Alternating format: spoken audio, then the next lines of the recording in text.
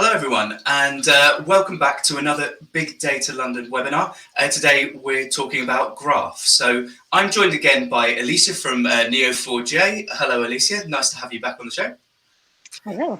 And today the format's going to be a little bit different. So we want this to be interactive still, so please do ask your questions in the question box below. But we're going to cut to a presentation that Alicia and Amy Hodler from Neo4j recorded a little earlier. So I'm going to switch that on in a moment. Just a quick little note for your broadband issues. If you have any kind of interruptions in the feed, just push refresh and come back. I know there's a lot of strain on everybody's bandwidth at the moment with kids at home and everybody using it. So if you just hit refresh, you should just jump straight back in live. So without further ado, I'm going to start the presentation. Send your questions in as normal, and at the end we'll cut back to me and Alicia, and we'll answer your questions. Okay, thank you.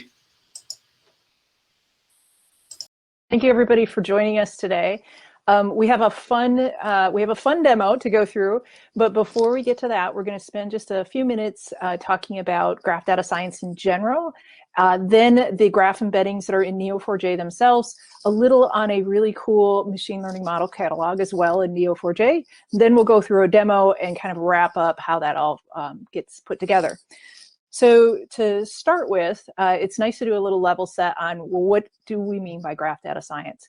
And in general, if you think about graph data science, if you're familiar with data science, where you're trying to answer questions with data, this is kind of the same thing, only you're using relationships. So as opposed to just crunching traditional numbers, you're looking at the relationships between things. Maybe you're using graph algorithms to do analysis, feature engineering, doing queries to understand what's in your data, data exploration with graph visualization.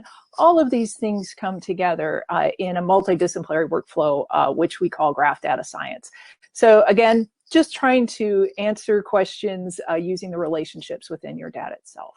So the other thing that I like to talk to people about is, like, why do I need graphs to make my data science better? Why do I need graphs to make my predictions better? And the really exciting thing is that you can use the relationships that you already have in the data that you own and that you have to make better predictions. And what we see a lot is a lot of data science models ignore the network structure, ignore those relationships. But we know relationships are very predictive. They're very predictive of features, they're very predictive of behavior, and they can increase your overall accuracy.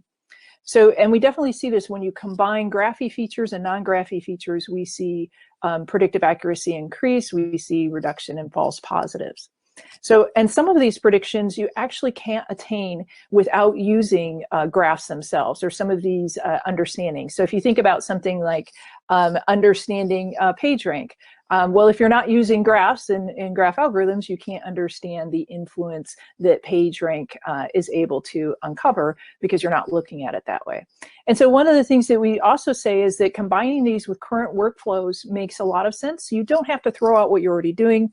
If you have a machine learning pipeline, include the relationships you already have, include those with the features that you're already creating and with the models that you're already creating with different workflows. So you don't necessarily have to do everything differently, but this is a way you can use relationships to increase the accuracy and the reduce any false positives you might already be seeing in your work. So we are also working with many customers that are doing this live. So it's not just something that we're doing and we're talking about. So we have customers across different industries that are using graph data science to improve what they're currently doing. One, AstraZeneca, that many of you might be hearing about today, but we are working with them on a project to look at patient journeys. So they're using graph data science to try to look at how you can do early intervention with these more complex diseases. So if you think about complex diseases that evolve over time, what they were doing is trying to look at 3 years worth of visits, look at the different tests, look at the different doctor visits they might have, look at diagnosis and how those evolve over time, and taking a look at tens of billions of records and trying to find similarities in the patient journeys. So if you can think about a journey of a patient, and how things evolve over time, can we look at those journeys and then try to understand which ones are trending in one direction or another direction, and then trying to use ways to identify communities and using graph algorithms to find the best intervention points.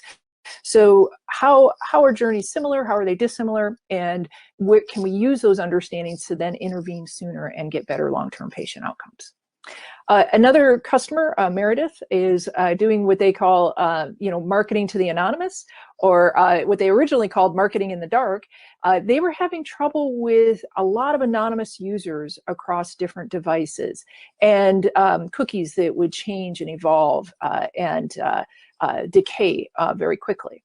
And they started with over 4 terabytes of data, which included over 4 billion nodes and 20 billion relationships. So a lot of information that they were trying to track and understand, but without having personal identifiable information, it was hard to know, how do we recommend new things to these people on our sites? So using community detection and graph data science, they were able to actually develop over 160 million rich, very unique profiles. And so you can imagine having these unique profiles with a lot of information, but without that personal information itself. So still keeping it anonymous, but we understand something about these users. Maybe they have a tendency to prefer outdoor magazines, or maybe magazines about or articles about cooking. And using that kind of rich profile, they were able to increase the visits by over 600% of anybody with those profiles they were able to create. So very good results from using the Graph Data Science library. And then another example with an anonymous customer is a top 10 financial bank. They were looking for fraud, in a particular credit card fraud. And in this case, they were missing, not quite, almost 70% of their credit card fraud because of synthetic identities. And so that's where you're combining real and fake information. And they had about 1 billion nodes, about 1 billion relationships, needed to analyze those, look at patterns, look at communities. And so using both traditional queries, graph queries, and graph algorithms together, they were able to find tens of millions of fraud in under a year. So very real world results looking at combining graphs with the predictive processes they already had. So when we look at how customers go through and use graph data science, there's a natural evolution that we see most all of our customers go through. First is just getting that domain information together in a knowledge graph and understanding what's in there. Maybe you're making queries to understand the nature of your network itself, where the influential points are. You're trying to match patterns you already know. Maybe your domain experts are using that to support decisions they have to make. And then very quickly after that, they're trying to look at analytics and understand patterns where you don't know exactly what you're going to get, but you know the pattern you're looking for. So an example would be a graph algorithm like Pagerank that I mentioned. So you know you're looking for a highly influential person or item in your graph, but you don't know what that answer is going to be yet. And then with graph feature engineering, you're using that information, whether it's from an algorithm or a query, and you're creating a predictive feature you can then use in a machine learning process, whether inside or outside of Neo4j. Graph embeddings you can think of, and we're going to talk more about them, as kind of an advanced or nuanced form of graph feature engineering. So in this case, you are trying to represent the structure in certain areas of the structure of your graph, so you can then use that for some kind of machine learning itself. And then that takes us to graph networks, where you have graph native learning, and where you're starting and ending with a graph, but you're also trying to understand even more nuanced predictions and features, and doing that within a graph structure itself. So this is kind of the evolution that we see. And if we kind of just step through a few of those, we can kind of see with the knowledge graphs, you might be doing simple queries for, in this case, we have a fraud example. And I often call these deceptively simple queries, because you might be looking at something like, how many flagged or fraudulent accounts are in a new applicant's network 4 hops out. And you might want to do that to process like credit applications or some kind of approval process. And so you may need to very quickly look at a few hops out, 4 hops out, and that can be very difficult with a traditional relational system because of all the indexes and joins and lookups you would have to go through. So you can add these kind of metrics to your approval process. Very simple way to take a look at what you have, but you know what you're looking for. You're looking for, in this case, flagged accounts, or it could be something like account variables in common, something like that, but you know what you're looking for. And then you can very quickly see where you would want to expand that and maybe use something like graph algorithms. And so we know we want to use graph algorithms to understand network structure. We want to reason based on the network structure. A couple graph algorithms that we see used a lot in fraud would be something like connected components. And that's where we're trying to look at disjointed groups. In this case, sharing identifiers. A lot of times they look like floating islands, and that can be very predictive of fraud. Another algorithm we see used a lot is Pagerank. And so all of you that are familiar with Pagerank know that that's all about understanding influence. And in this case, we're also using it as a stand-in for transaction volumes as well. And you could use personalized Pagerank to say transaction volumes of one kind of merchant is certainly appropriate, but transaction volumes that are super high for another type of merchant might not be appropriate. So you can also use that to look at different types of transaction volumes. Louvain, a community detection algorithm, is looking at communities, in this case, that have a lot of frequent interactions, and interactions that are more frequent than with each other than outside of the group. And that may be indicative of fraud or something you want to look farther into. Another simple algorithm is Jaccard Similarity, node similarity, where we're looking at similar accounts. So let's say you have an account or an account profile is fraudulent, or a fake profile that has fraudulent commonalities, attributes. And then you could say, well, what top 80% similar nodes are there to this fraudulent profile? And then you could look farther into that as well. So different ways you can use graph algorithms to look for patterns that you just don't know what the results are going to be yet.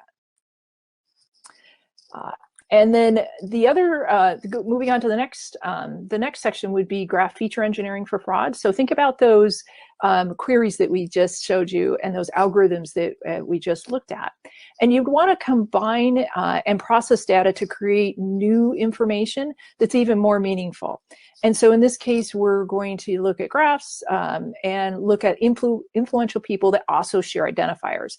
And in this case, you can run your graph algorithms, you can run your queries, you extract those out into a form. In this case, you can see the numbers and the labels that we have in the little chart, but you can extract those out into a format that can then be used in a machine learning process to improve based on your training data and improve your predictions in that way.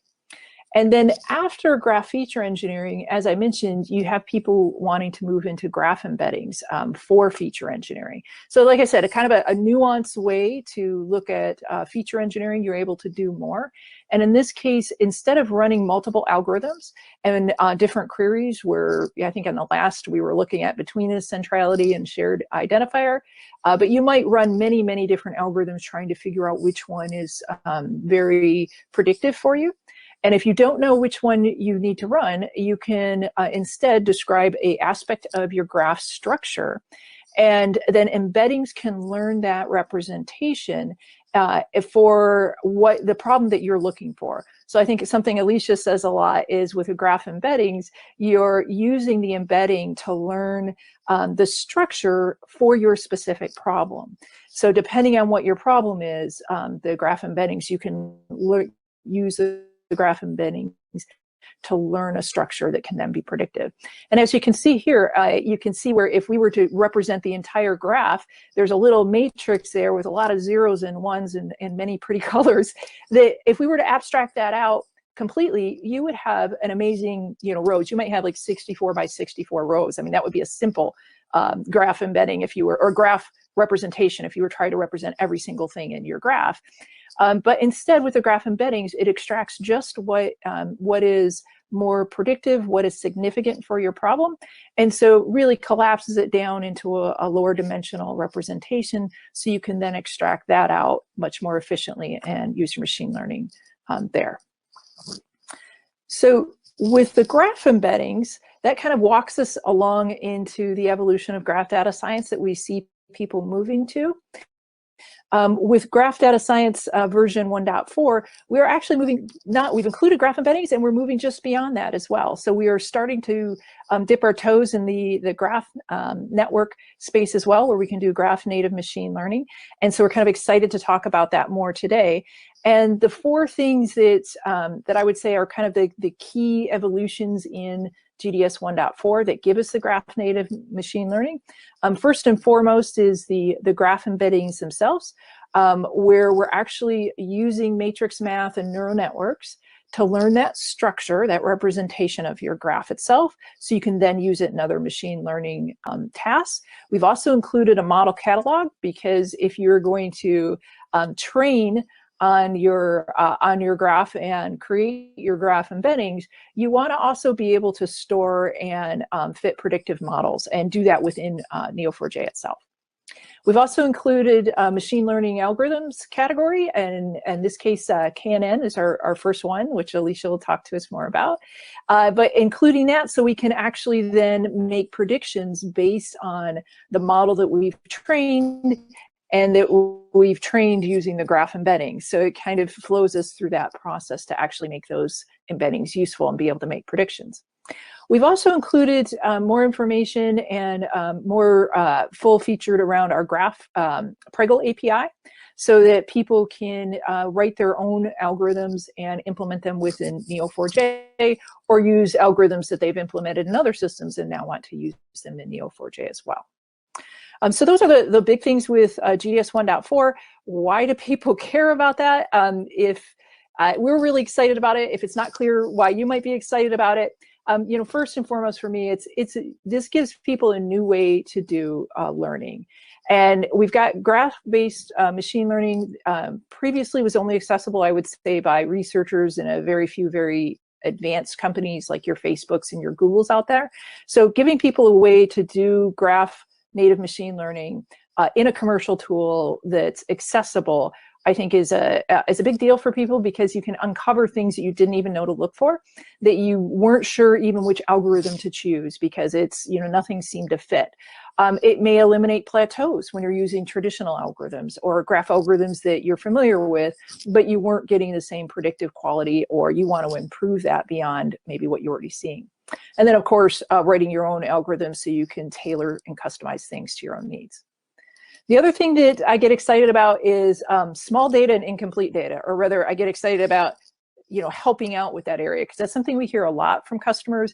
Is this year's been a lot of change. The data that I've had in the past is no longer valid.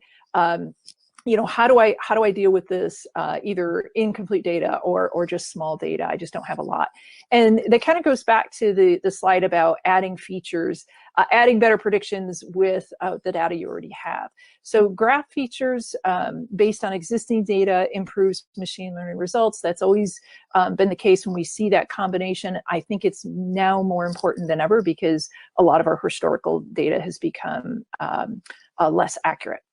It also allows you to create graphs, new graphs, using synthetic relationships. So you can simply, with a list of nodes with properties on them, you can create a graph just simply from a list of entities with properties, which is kind of exciting. So you can add those synthetic relationships. You can also complete your graph along the same lines using some of the similar methods. Complete your graph, do predicting of missing graph data with the machine learning algorithms.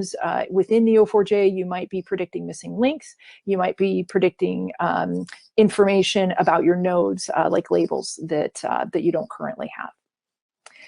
And then finally, finally, the other thing that people are excited about is this idea of continual learning and enhancements. So if you think about it, being able to continually make predictions about new graph data as it's added is pretty monumental. Hasn't been done before, and you don't have to retrain your model each and every time. Alicia will explain how that's possible when we look at the demo and we look at GraphSAGE graph embeddings. But this allows you to continually enhance the value of your graph database as you are adding in new information and you have new results as well. And just in general, having those supported graph embeddings, a model catalog in a graph framework is pretty unique. So those are the things that people get excited about. I hope that gives you a good kind of baseline. And I think Alicia is going to tell us a little bit about the graph embeddings. Awesome. So hopefully Amy has kind of gotten you all up to speed about why do we care about graph data science? Like, what are we talking about? Why is it important? You know, what's the there? And so my portion is really going to be doing more of a technical deep dive into, like, you probably keep hearing, oh, embeddings, and maybe you've thought embeddings sound really cool and useful, but I'm still not sure what they are. So I'm going to really spend time explaining what are graph embeddings, what do we offer in Neo4j, what's the ecosystem of tools around that to get you up and running and show value, and then switch over to a pretty cool demo of some of the new features in 1.4. So when I'm talking about embeddings, I really like this meme of the exploding brain to kind of compare and contrast embeddings with what you've done before. And so if you think about, you've used Neo4j before, you used a database. A query is really something that's human crafted and human readable, super useful. But what you're doing is you're going in and you're saying, find me this pattern and return to me the data that matches it. So in my example, I have, match a person who has an enemy and then an enemy of that second person, and then make the first and third person friends, because the enemy of my enemy is my friend. I wrote that query. I know exactly what it means, and I know what the results mean. So it's pretty bespoke pattern matching. The next level up in sophistication is we talk about the graph algorithms, and we've had those for a while. And what those are is it's a predefined formula that tells you something about the topology of your graph. So in my example, I have the formula for Pagerank. That just is a predefined formula. It was invented by Larry Page. It's how Google worked in the late 90s. That says how important is every node based on the number of edges those nodes have and the number of edges their neighboring nodes have.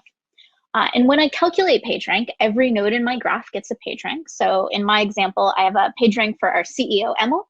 I have Amy's PageRank, and I have my own PageRank. And the results of PageRank are human readable.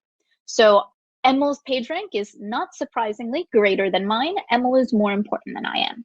So it's a predefined formula, but the result is human readable. I know that a PageRank of 13 versus a PageRank of 4 means the person with a 13 is more important than a 4. So formula is defined, I understand the results.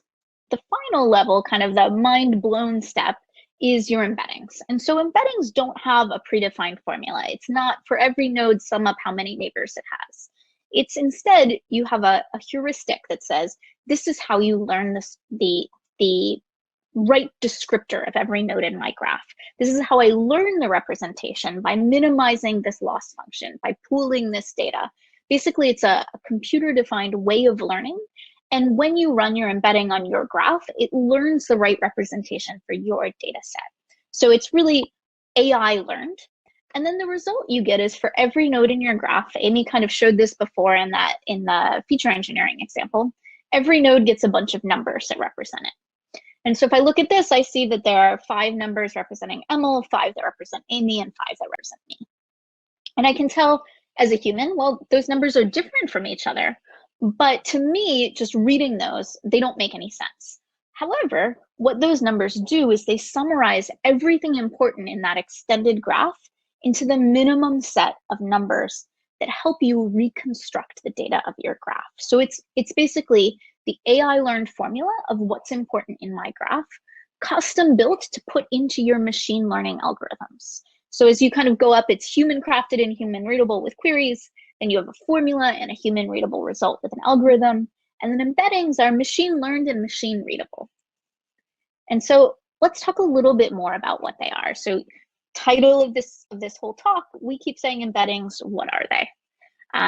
End of the day, what an embedding is it's a way of representing each node in your graph with a bunch of numbers. And so what that means is when you run an embedding in Neo4j, every single node in your in-memory graph that you've trained your embedding on gets a representation. And what's important about that representation is it's the same length for every node, and those numbers in that embedding preserve the key features of your graph, and they can reduce the dimensionality of your graph. So if you think about, I have a 5 billion node graph, and I want to do machine learning on it. When we talk about algorithms, it's like, well, I can run Pagerank, I can run betweenness, I can run Louvain, and I can put each of those values into my ML pipeline. But what if the thing that's important and predictive isn't PageRank, and it's not Louvain, and it's not betweenness? Well, I don't know about it because I didn't run that algorithm. What the embedding does is it takes that 5 billion node graph and condenses it into the relevant information about every node. So if you think about, you have your 5 billion node graph. To represent it mathematically, you have a 5 billion by 5 billion adjacency matrix. And it's going to be for every pair of entries, is there an edge between node A and node B? And if you think about it, that adjacency matrix is going to mostly be zeros. And so you have this really big, really sparse data structure, which is not going to be possible to put into your ML algorithm. So what you do instead is you basically want to reduce the dimensionality of that. So instead of having 5 billion zeros and ones that describe every node, and that only describes who's a 1 degree neighbor, what I want is I want to have 5 billion rows, so one representation per node, but maybe I want the 20 numbers that summarize each node and what's important about it. And so the embedding itself is how you squish down those 5 billion zeros and ones into the right set of numbers that capture the extended topology of your graph. What's a neighbor? What's a 2nd degree neighbor? What's a 3rd degree neighbor? What are the properties? While preserving what's important about that node. So they have to be able to be decoded. So when you have an embedding, once I've generated an embedding for a node, the way I know if it's useful or not, and the way we train the embeddings to be produced, is once I have that representation, I have to be able to use it to decode and reconstruct the neighborhood around each of my nodes. So once I have node embeddings, I should be able to reconstruct whether two nodes should have an edge between them. Or once I have my embeddings, I should be able to decode what was the label of that node for that embedding. And so the idea is embeddings represent each node in your graph in a low dimensional but highly informative way. And just as a footnote, there are different types of embeddings. What Neo4j offers are node embeddings. You may have seen in other places whole graph embeddings, path embeddings, edge embeddings, and different embeddings use different techniques. But what we're talking about Neo is node embeddings. And this is my cheat sheet. This is like if you don't want to read the docs, if you want to zone out and you're just like, what does Neo4j have for me? We basically have 3 techniques. We have fast random projections, or FastRP, which is a linear algebra-based technique. We have node-to-vec, which is probably the most well-known embedding that's out there, which is based on random walk sampling, and then you train a neural network to represent your graph. And then we have GraphSAGE, which is based on a graph convolutional neural network, and it creates an inductive predictive model. And if you're kind of like, which one should I pick here? It's the easiest way to think about it is, what do I need to represent? If your graph has node labels, so it's a multipartite graph, and it has node properties, you probably want GraphSAGE because that's intended to use properties as well as labels. If you want something lightning fast, FastRP is where you start. And if you want something that's interpretable, and if you want something that's easy to wrap your head around, node-to-vec is a good place to start. It doesn't support weights, it doesn't support properties, but it has really interpretable hyperparameters. So this is kind of your cheat sheet of which embedding do I want. And I'm going to go through each of these in a little more detail to explain how they work and what they tell you. So I like to think about node-to-vec and FastRP together as kind of compare and contrast. So both of these are direct node embedding techniques. So what that means is they learn the embeddings, and then each node in your graph gets an embedding. If you want to generate embeddings for new nodes, then you're going to have to rerun the embedding. Both of these give you fixed length vectors. Here's a bunch of numbers for every node in my graph. The way node-to-vec works is for every node in your graph, you're going to take a random walk through the graph from that node, and you're going to take a fixed number of them and build up context around those nodes. And basically what you do is then you train a skipgram model, which is, if you've ever used Word2Vec, the idea is in Word2Vec, given a word, what should the next word be in a sentence? In Node2Vec, it's given a node, what's the neighboring node? And you train the skipgram model and you pull out the hidden layer, and that's your embedding. Node2Vec is pretty easy to understand, which is why a lot of people like it, right? I can explain it in 3 sentences. You probably followed that pretty easily. And the parameters that you want to tune make sense. It's basically how many walks do I take? How far away should they go on the graph? Should they stay close or go further out? Pretty easy, right? And there's lots of examples. The challenge with Node2Vec is it's pretty slow. If you have a billion node graph, unless you have a crazy number of threads, it's probably not going to finish. And so the alternative in this space is FastRP, or fast random projections. And what FastRP is it basically uses linear algebra to construct a similarity matrix between each node in your graph. So if we go back to that 5 billion node adjacency matrix, you construct a similarity matrix that says for every pair of nodes, how similar are they? And then you multiply it by what's called a random projection, which is basically random numbers generated from a very specific distribution that's intended to preserve the distance between pairs of nodes. You multiply those 2 matrices, and then you get a dimensionality preserving lower dimensional representation. And that is a little harder to wrap your head around. It's some beautiful math. Node2Vec is actually an approximation of what FastRP calculates directly. The cool thing here is that FastRP is 75,000 times faster than Node2Vec with equivalent accuracy when you've tuned it appropriately. So FastRP has a lot of parameters that you have to tune, and they don't make as much sense. They're not how far away in the graph should I go. They're things like, well, how many iterations do I want, and what do I weight each iteration with? And they're not quite as intuitive. So usually when you're using FastRP, you're going to be doing more tuning, more adjusting to make sure that your results make sense. But one cool thing you can do is you can run Node2Vec on a small subgraph till you get a result that makes sense, and then tune FastRP to reproduce those results. However, the idea for both of these is you get a direct embedding, every node gets a value, and when you get new data, you have to rerun them. So even though FastRP is much, much, much faster, maybe you don't want to retrain all the time. And to address that, we talk about using GraphSAGE. And so what GraphSAGE is this is a different approach. Instead of giving every node in your graph and embedding a number, GraphSAGE gives you a predictive model that, given a node and given its neighborhood, it can predict what the embedding should be. And so what that's called is it's an inductive model. And so what GraphSAGE does is it takes your graph, it samples the neighborhood around each node in your graph, and GraphSAGE is built to use properties from your graph. So it uses both the neighborhoods around your nodes as well as the properties of those nodes in order to fit a loss function that can then reconstruct the embedding for any new node and any new data set. And so what you're doing is, step 1 is sample. So each node in your graph, you take your random walks, you figure out what are the neighboring nodes. Once you've got those random walks, GraphSAGE is built to use properties. So you aggregate the properties from those neighboring nodes to build up kind of a concatenated feature layer of what are the properties of my neighbors. And then you predict, where you basically fit a loss function that says, given my neighboring nodes and their properties, let me come up with a model that makes nodes that are close to each other in the graph similar and further away from each other in the graph different. And basically the idea is that a GraphSAGE embedding should be able to reconstruct these nodes are close together in the graph, these nodes are further away, using both topology and properties. And so to dive a little bit more into that prediction step, the idea is you're fitting a function for your graph, meaning the topology of your problem, as well as the properties on your data, that minimizes the distance of nodes that are closer together in your actual graph and maximizes it for those that are further apart. And at the bottom, we actually have what that loss function is. The important thing is it transforms the aggregated data into an embedding that can represent the structure. And so once you fit that loss function, now you have a predictive model. So you can put in new data, fit it into that loss function, and come up with a new embedding.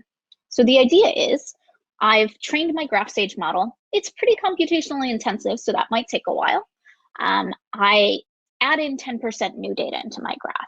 instead of, oh no, I have to run it all over again, throw everything out, I can actually take that predictive model, I can sample and aggregate the properties of the neighbors of those new nodes I've added in, and then I can make a prediction and generate those embeddings without retraining them. So the idea is, as I add in data, I can automatically generate the embeddings for them without relearning, which is pretty important.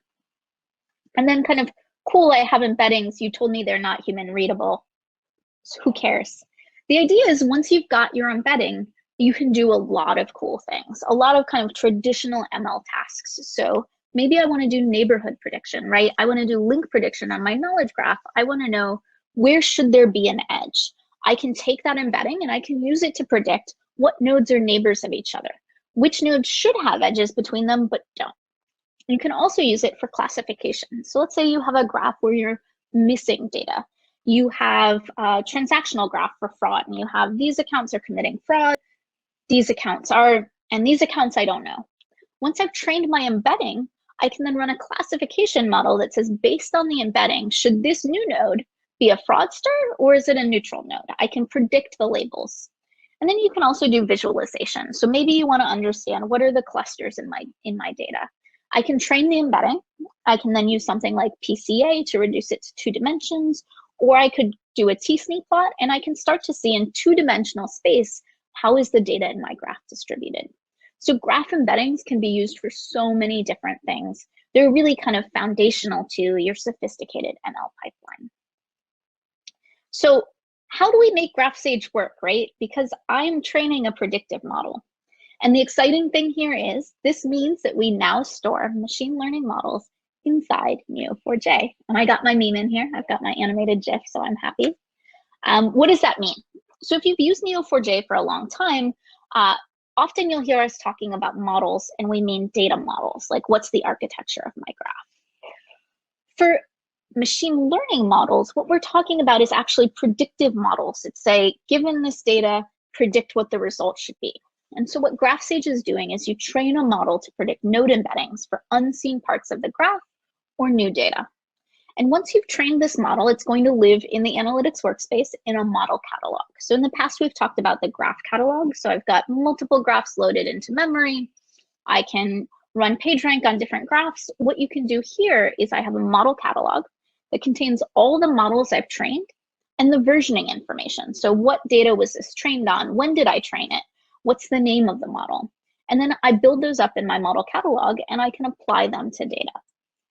So if you're a Python user, maybe you've used scikit-learn a lot, you're probably familiar with, rfclassifier.fit, model.fit, and then model.predict, right? You train your model, and then you make a prediction.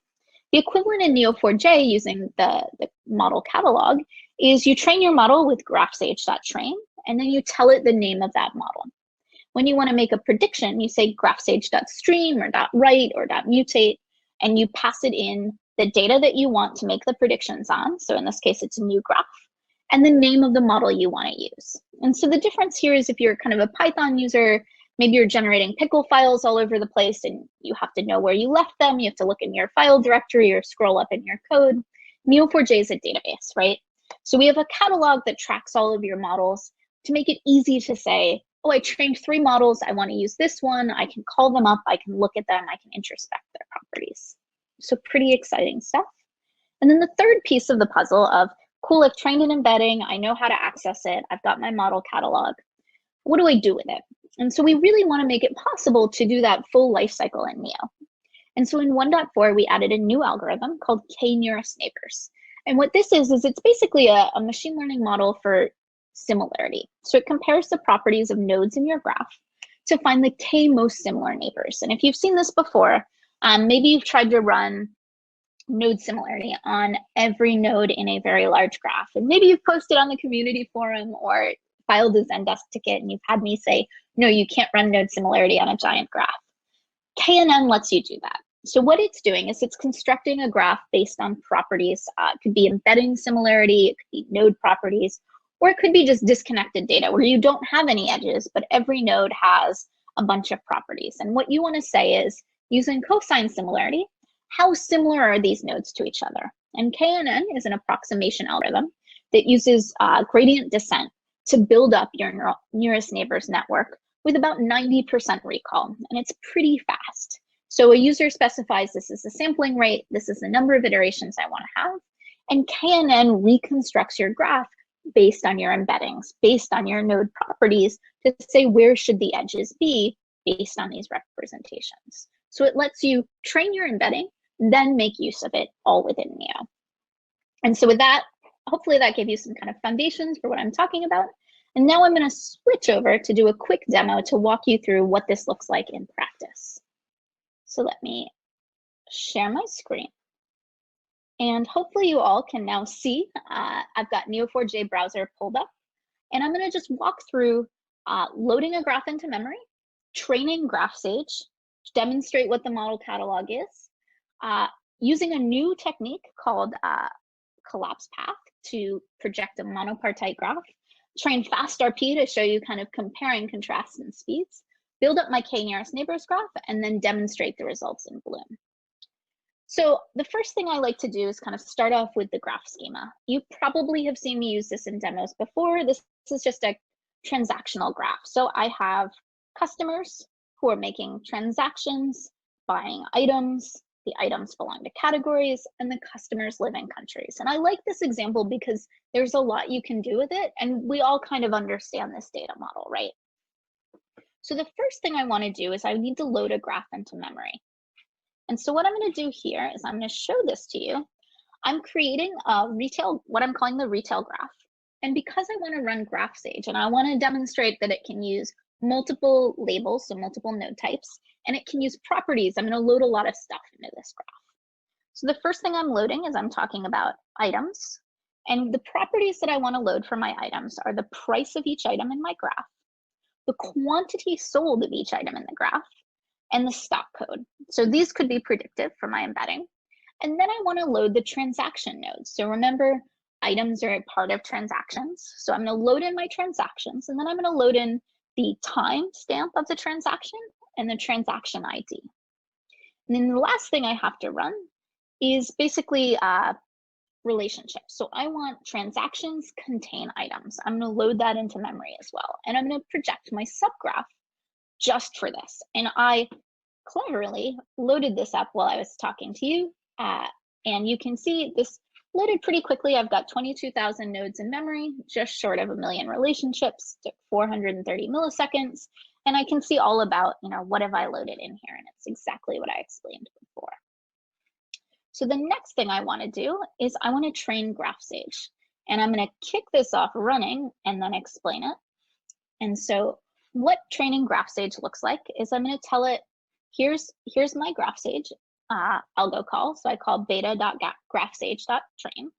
And I pass it the retail graph that I loaded into memory. I'm going to tell it to train a model called GraphSAGE multipartite demo. And I'm going to tell it which features I want to use. So the features that I want to use today are the ones I loaded in. So the price of the items, the quantity, and the stock code, all belonging to items. And then I want to use epoch time and transaction ID from my transaction nodes.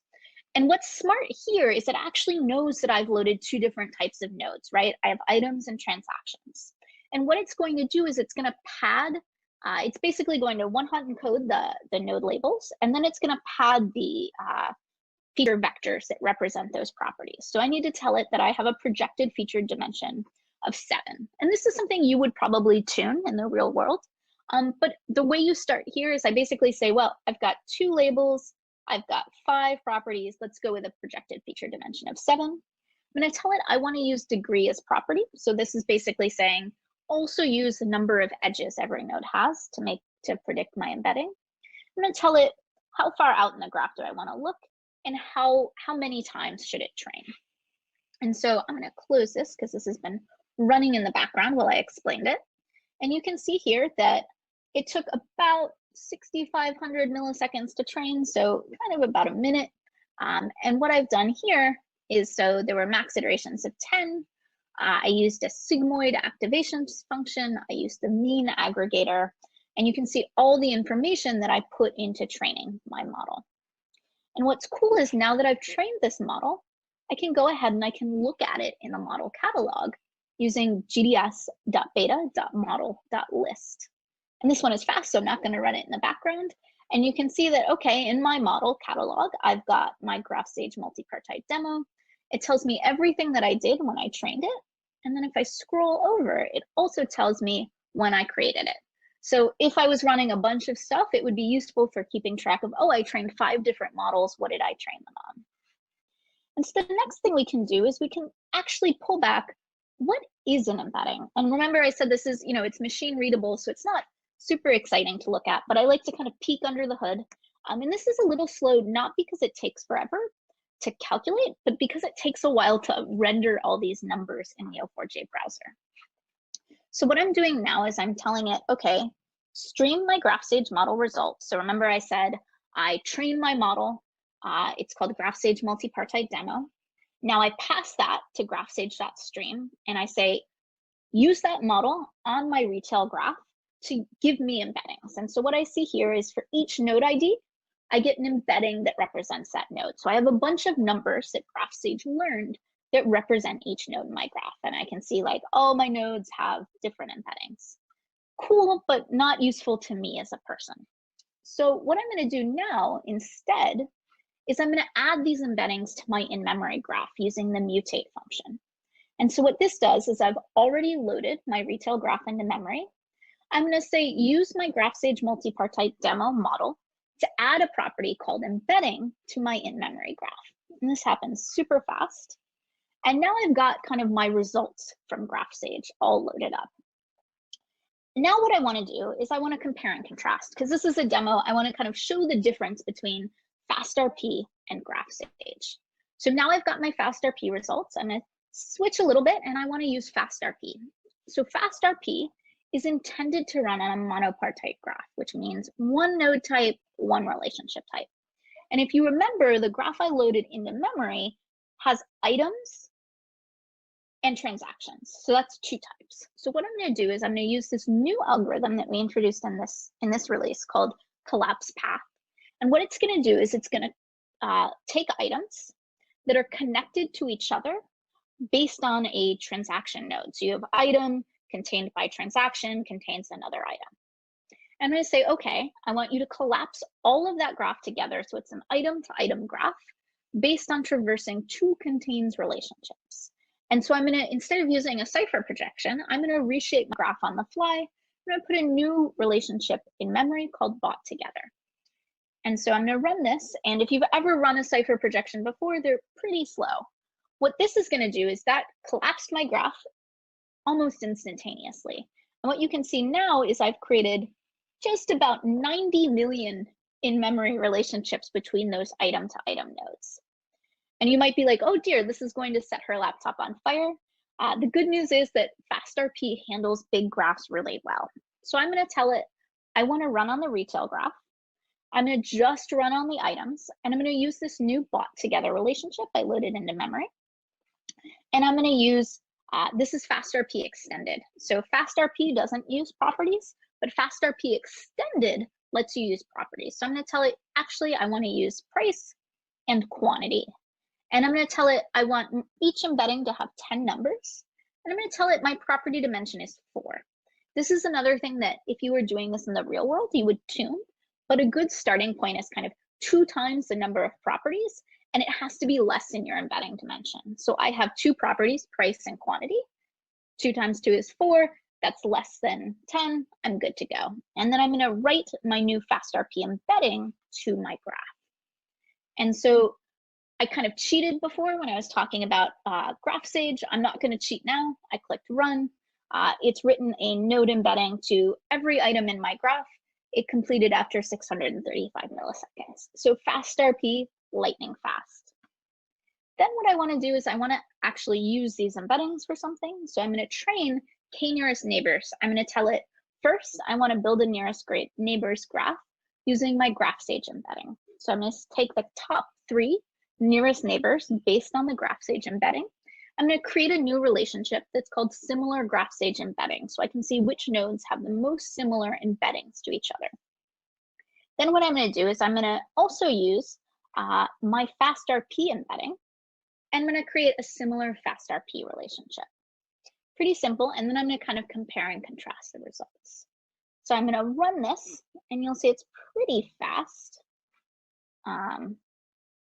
Again, we talked about why KNN instead of node similarity. Much, much, much faster. So I created all these new relationships. Now I'm going to go over to Bloom to kind of show you what the results look like. So now that I'm in Bloom, I've got something pulled up from before. So I'm going to log back in, and I will clear my scene. This will just take 1 second. And this is what happens when I spend too long explaining my demo.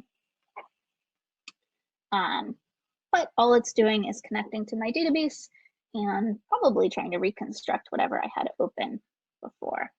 I'm going to just make a new scene because I don't know what I had open before. What I want to do is I want to just look at an item in my graph to see what it looks like. So I'm going to look at my Space Owl item.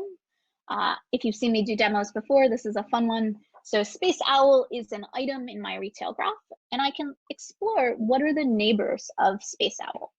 And so I can see which nodes have similar GraphSAGE embeddings. And so what I see here is I have one transaction and I have one item. And remember, GraphSAGE, we trained on both transactions and items. So this makes sense. And GraphSAGE learns what's close together in the graph. So I have probably a transaction that contained a lot of Space Owls, as well as an item that's probably in a lot of other transactions with the Space Owls. If I want to kind of compare, I can look at what has a similar FastRP embedding. And so FastRP is just trained on, cool, just items. So the only similar FastRP embeddings I get are items that are similar in the embedded space, just with that embedding. So that's kind of, okay, this makes sense. So the next thing I want to do is clear my scene, and I can actually look at my similar embeddings. So if I go in and I look for similar FastRP embeddings, I can go in and pull back a bunch of nodes that are similar to each other based on their embedding. And there's a lot of stuff here. Basically, I can zoom in and I can see all of these items are similar in the embedded space. So FastRP learned that this ceramic strawberry is similar to the vintage red mug based on that in-memory bought together graph. And what this probably means is ceramic strawberries were bought with vintage red mugs a lot, as well as the ceramic strawberries were bought with this vintage bag. So if I clear this, I can instead look at, let's look at these similar GraphSAGE embedding. And what does that look like? And so what I can do now is I can see, okay, first things first, GraphSAGE embeddings learned similarity for both items and transactions. I can go in and I can see I've got my crochet bear. It is similar to a set of 10 cards, as well as a bunch of different transactions. So first check, okay, this makes sense. I learned both transactions that are close in the graph, probably they contained crochet bears, as well as items that were similar in the graph, probably based on their properties. So what I'm going to do now is I'm going to clear my scene again, and I'm going to do just one more quick check of what I've done. So I'm going to look at finding transactions that are similar to each other based on their embeddings. And kind of what does that look like? And I've saved a search phrase ahead of time so that it's kind of easier to pull back. And this is basically a Cypher query that says, find me embeddings, find me transactions that have similar embeddings and items that have similar embeddings. And so I can see I pulled a lot of stuff back here, and I've got transactions that are similar to each other and the items they can contain. And sanity check, this seems to make sense, right? These two transactions are similar and they contain the same items. I'm going to switch this over to a hierarchical layout, which makes it a little easier to kind of look at these clump by clump. And what I can see is that I've got two transactions that are similar to each other and a bunch of items that they contain in common. And what I can do here is I can go into the items and I can learn a little bit more about them. So this is a card holder.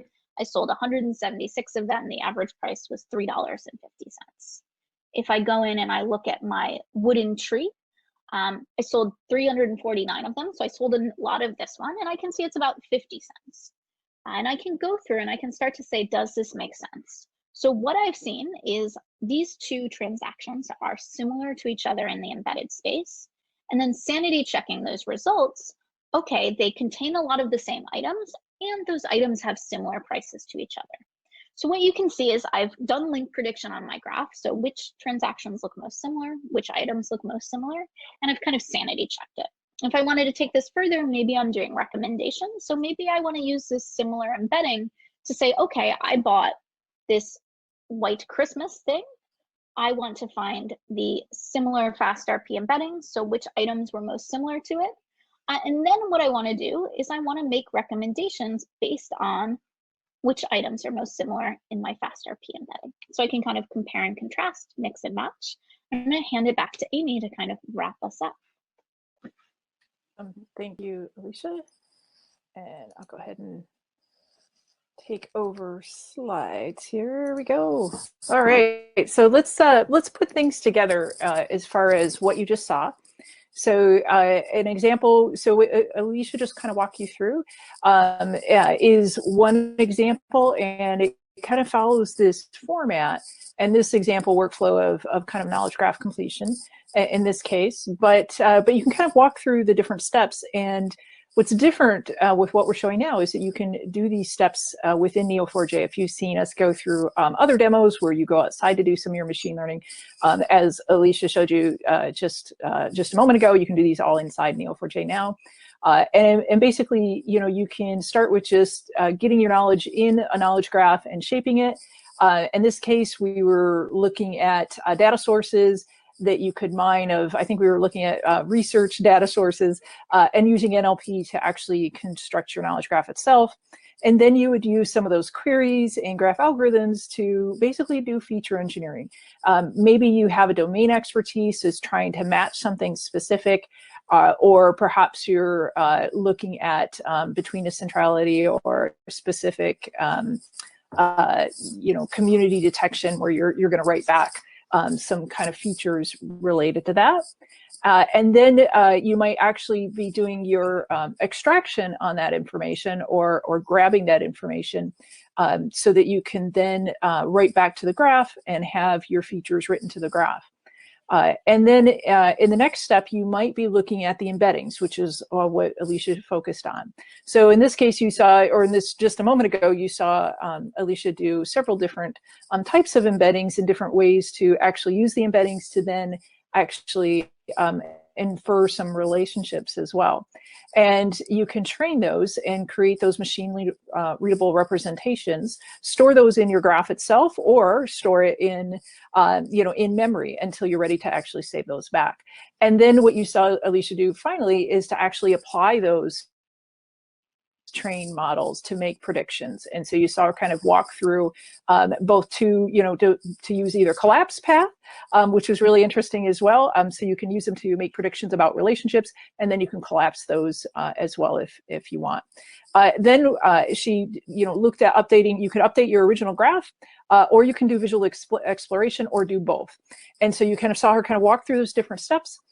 We took a look at Bloom, and then you could throw out the results if you weren't happy with them, or you could update your original graph and kind of start that process. So one of the things that I think is interesting, you know, about this is if you are doing graph-based predictions, you can now do them all inside of Neo4j. So you can keep your graphy predictions in making, you know, predictions about relationships, categories, whatever that may be, and you can keep that all inside of Neo4j. Or if you want to export them out to another tool like scikit-learn or Spark MLlib or something like that, you can also do that as well. So lots of different functionality, and this is definitely a very iterative process as well. And I think looking at time, I'm actually going to go ahead and skip us to the end and just show you a few resources that we have as well. And so if you're wondering about, you know, how to get started, we have a lot of online resources for you. There we go. I'll show those to you. There's some guides on the developer site on Neo4j. GitHub, you can grab a lot of information and grab the Graph Data Science library as well. There are several books as well. If you're a developer, the O'Reilly book on graph algorithms is a really nice starting point for concepts. The last chapter talks about machine learning and gives you an example there. And then there's also a graph Graph Data Science for Dummies book as well if you need to pass along information to, let's say, you know, a manager or somebody who's not as familiar with Graph Data Science. Is a good kind of starting point for them. Right, and on that, those resources are actually in the attachments at the bottom of the screen as well. If you missed them or didn't get a chance to write them down, you can click on them and download them at the time. That was quite a harsh stop, wasn't it? So I'm glad we were both ready here for you to do your Q&A. Yeah, my first question, Alicia, is about teams and skills and things like that. What do people need to get started? Obviously, you've given a load of resources and stuff, which is great, and I know there's demos and quick starts there. In terms of people and skills, what do you think people would need? That's a good question. I think one of like the main points of building the Graph Data Science library is we want to make these really technically complex methods, tasks, machine learning stuff available to anyone who wants it. So what do you need? You need a computer, you need some basic familiarity with Neo4j, and you need to be able to say, what is it I want to run? And we take care of the rest. So we have a lot of books, resources, blog posts, developer guides to get you started. You don't need a PhD in data science or network theory. You just need to have a problem you want to solve and be willing to work with us to solve it. So it's as easy as, call gds.graph.create and we get you started. I'm going to go to a couple of technical questions that have come through on the chat. Please carry on sending through questions. We're not going to do too long for Q&A, obviously, because we're a little bit over time. But first one is for the GraphSAGE approach. As we add more data without retraining, do we know what deterioration looks like? I think you can read the rest of the question, but yeah, that's the gist of it, I think. So I'm going to give you everyone's favorite data science answer, which is it depends. So GraphSAGE is built to be trained on a subgraph or part of your graph, and it's specifically optimized to adapt as you add in new data for your graph. So GraphSAGE learns from the properties in your graph and the structure of your graph what the embedding should be. There's no rule of like, once you've added 100% new data, it's broken. What we typically recommend is what you do in any MLOps scenario, where you have like a quality benchmark that you run and you check and you see how far you've drifted. Typically speaking, you'll want to retrain GraphSAGE if you have new properties that you want GraphSAGE to use when making the predictions that you haven't had in your graph before. If you see, like if you look at your distribution of properties and that distribution changes significantly over time, or if you notice that the structure of your graph changes significantly over time. Let's say you start off with a small world structure and you move to, all of a sudden I've loaded new data and now it's uniform, oh dear. That's when you'd want to retrain it. But kind of your standard like machine learning rules, when do I retrain a model, applies to GraphSAGE. GraphSAGE is just a special kind of model, just a predictive. And I suppose with everything that is new, there's always things coming up. I just wondered, is there any use cases that you think might, be in the future in terms of this, in terms of problems that this could solve? Yeah. So you all have given me a great opening to talk about our new release, which is actually coming out next week. It's available in preview today on our download center. That's GDS 1.5. And what that brings you is, so this webinar, I talked about the features we had in 1.4. We have embeddings, you can train them, you have a model catalog. But you might have watched this and been like, okay, what do I do with the embeddings, right? Like, cool, I have some numbers. And we said, okay, you can run KNN, what else? 1.5 actually brings you the ability to train graph-based machine learning models, supervised machine learning models in your graph. So what that means is you can train a link prediction model or a node classification model using those embeddings. So we're kind of continuing that story of getting more information out of your graph, continually enriching your graph with more information, and making it possible for you to use all that information stored in your graph to make better predictions. So thanks for that opportunity. It's okay. It's okay. Well, with that, I think I may have used my my questioning kind of prediction head up. So what I'm going to do is I'm going to wrap this up here. I know we've gone a tiny weeny bit over time. So thank you very much for staying with us. I hope you enjoyed it. I thought it was a great presentation. And thanks again, Alicia, for coming and presenting with us at Big Data London. We really appreciate it. Maybe one day you'll even be able to come to the in-person one in London. You never know. Someday. Yeah, someday. But with that, thank you again, Alicia, and thank you everyone at home. And I'm going to bid you farewell. So thank you very much and goodbye. Thank you. Bye. Bye.